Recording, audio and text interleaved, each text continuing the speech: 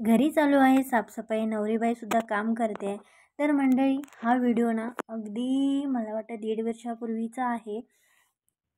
तर तेव्हापासून मी हा व्हिडिओ करून ठेवले होते. पण नंतर मी यूट्यूबला व्हिडिओ टाकणं बंद केलेलं. त्याच्यामुळे मग हे व्हिडिओ तसेच राहिले. त्यातले भरपूरसे काही व्हिडिओज आहेत ना, ते मोबाईलमध्ये जागा होत नाही. स्पेसची कमतरता असल्यामुळे ना ते ना मला डिलीट करावे लागले. आणि काही व्हिडिओ भरपूर दिवस ओपन केले नाही. त्याच्यामुळे मग काय झालं, ते आपोआप म्हणजे ते बघितलं नसल्यामुळे ना ते फॉरगॉटन व्हिडिओजमध्ये गेले आणि ते व्हिडिओ डिलीट झाले. म्हणून मग म्हटलं चला, जे आता व्हिडिओज आहेत ते थोडेफार का होईना अपलोड करूया. कारण तेव्हाच्या ज्या काही आठवणी आहेत त्या पुन्हा काही मिळणार नाहीत. म्हणून मग म्हटलं जेवढ्या काही आठवणी आहेत त्या तेवढ्या जपून ठेवूया. म्हणून मग विचार केला की आता हा व्हिडिओ अपलोड करायचा. तर माझ्या 3 नंबर बहिणीचं जेव्हा लग्न ठरलं ना, तेव्हा लग्नाच्या वेळचे हे 8 दिवसाआधी मी व्हिडिओ करायला सुरुवात केलेली आणि व्हिडिओ काही अपलोड केलेच नाही. तर मधले व्हिडिओ आहेत सगळे, काही अगदी लाईनअपमध्ये व्हिडिओ नाही आहेत. तर हा दिवस होता मेहंदीचा. ॲक्च्युली मेहंदी वगैरे असं काही करायचं ठरवलं नव्हतं. आम्ही बहिणींनीच असं म्हटलेलं की चला आपण असं घरातल्या घरात करूया. तर सगळे भाऊ आणि वहिनी वगैरे सगळेजण जमलेले होते घरात. म्हणून मग काय त्याला वेगळंच कार्यक्रमाचं अगदी रूप आलं. कारण जेव्हा स्पीकर लावले तेव्हा लोकांना म्हणजे कळलं की आजपासूनच काहीतरी चालू झालं. त्याच्यामुळे मग मेहंदी घरच्या घरी करायची ठरली होती. पण स्पीकर वगैरे जोरात लावल्यामुळे मग काय झालं की सगळेजण जमलेत आणि मग घरच्या घरी आम्ही अशी छान मेहंदी केली. ॲक्च्युली आम्ही मेहंदीचं वगैरे सगळं साहित्य ना आम्ही थोडंफार मागवलं होतं ऑनलाईन. म्हणजे खरं तर हे ठरलं नव्हतं की मोठा काहीतरी कार्यक्रम करायचा. पण एवढा छान कार्यक्रम झाला ना की त्या दिवशी अगदी पंक्ती पण उठल्या जेवणाच्या. मग आणि ना खरं तर मी व्हिडिओचा आवाज मोस्टली ठेवला आहे. कारण मला ह्या आठवणी ते त्यावेळेचे क्षण जसे तसे माझ्या घरच्यांना पण आठवावे, त्यांना पण ते पाहता यावं, त्यांना पण नंतर एन्जॉय करता यावं. म्हणून मग मी काही व्हिडिओंचा आवाज जशाच तसा मोठा आहे. पण काही व्हिडिओंचा आवाज मी कमी केला आहे आणि त्या आठवणी जशाच तशा ठेवण्याचा खूप प्रयत्न केला आहे.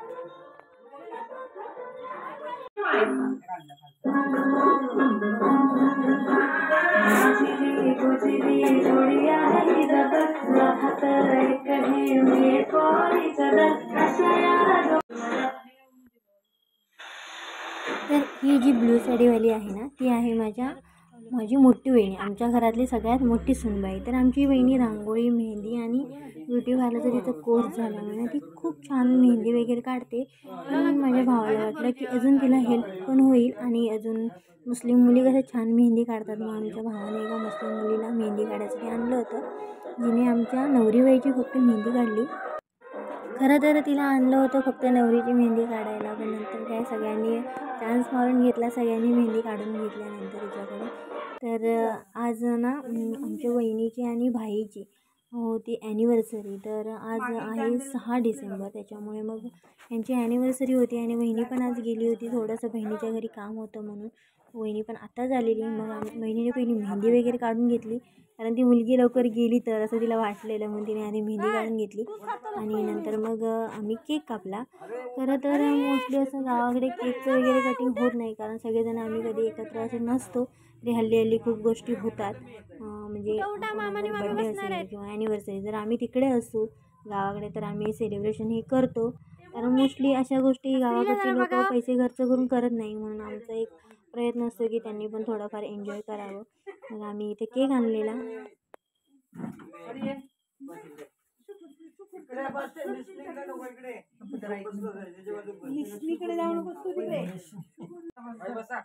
आपण जाऊया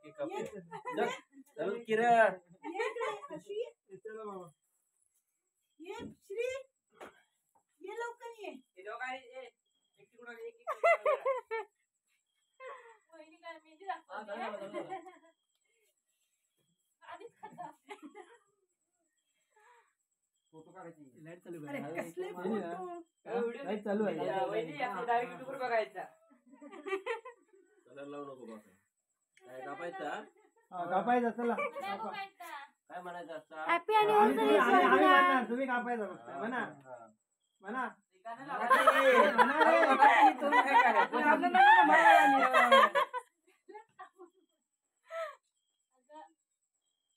हॅपी अॅनिव्हर्सरी बाई आणि वहिनी. बच्चे लोक बघ कसे बसले आहेत, ते दोघं एकापेक्षा एक आहेत.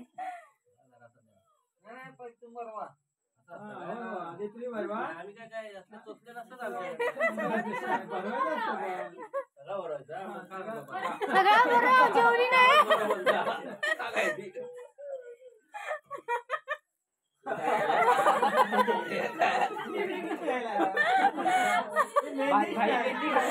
बाई मेहंदी खाल्लीस तू, मेहंदी खाल्ली.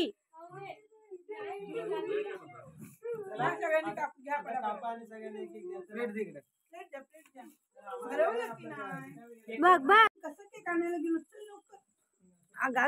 कसं गेलो डोंगरातून. व्हिडिओ करायला लागलाय रडतल. त्याची टीचर पण व्हिडिओ बघते. हा श्री टीचरला दाखवणार व्हिडिओ. टीचर बघते.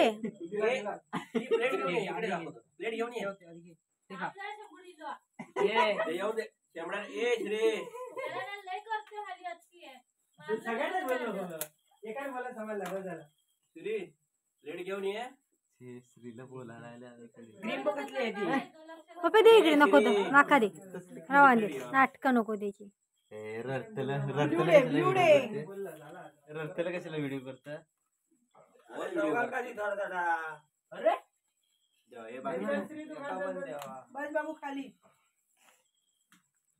काउंट करतोय तो. अरे ह्या आमच्या पिल्लाचा राहिला. तुला पिल्लू आई मला पण बेसत द्या. मला पण गोड नको. मी डाएट वर आहे ना.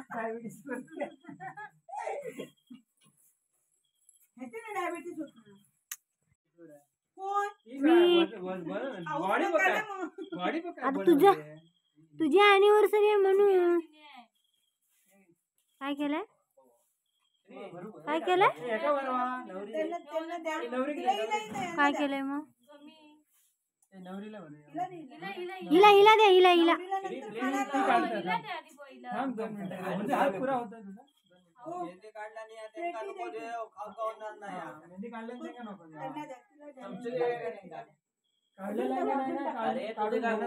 चुपकलाच काय रे. पाहिजे अजून. तू पण खा.